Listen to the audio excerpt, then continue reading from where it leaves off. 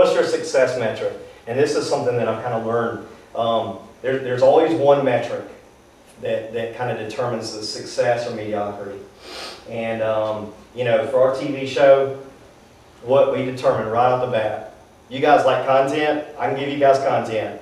But if I'm standing here, Renee's standing there, you guys are all going to be looking at Renee. And that's just the reality of it. So the success metric for our TV show is we got cute girls on our show. And we're not just showing cute girls to show cute girls. We're showing cute girls talking about football. We're involving them in it.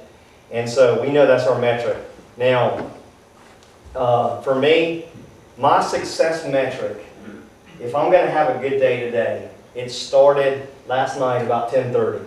And that means I got everything ready. I got my suit laid out. I got my computer ready. I got everything plugged in. My success is when I wake up in the morning, I don't even have to think. All I got to do, because I would have to trip over all this stuff to get out the door. So when I get up in the morning, no matter what time I get up, all I got to do is get ready, grab my stuff, and walk out the door. If I do that, it's going to be a good day. That's just the way it is. If I don't do that stuff, if I wake up in the morning and I got some of this stuff laying out and it's still got to be plugged in and all that kind of stuff, for whatever reason, it makes it just a difficult day. Anybody else in here know what their metric is that kind of keeps them going? Planner. What is it? Planner. Just plan it out. Have your planner. Yeah. Know where you're going. Know where you're going. What's the, if I gave you guys stats on a football game, and I didn't tell you what the score was, you know what? There's one stat you can look at and pretty much determine who won or lost. Anybody know what that is? What is it? Turnovers. First down. Playing. Turnovers. Turnovers.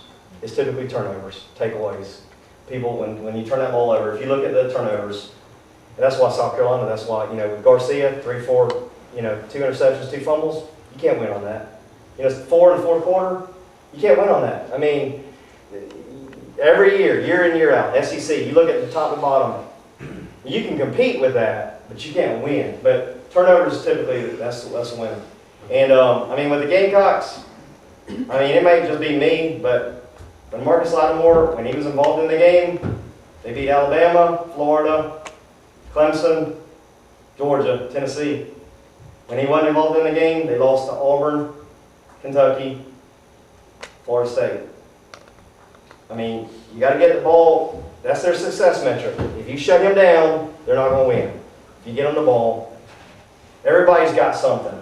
And whether you're conscious of it or not, that's another story. But typically, there are certain things, and if you got these things in place, I just know for me, I just got to have it lined up.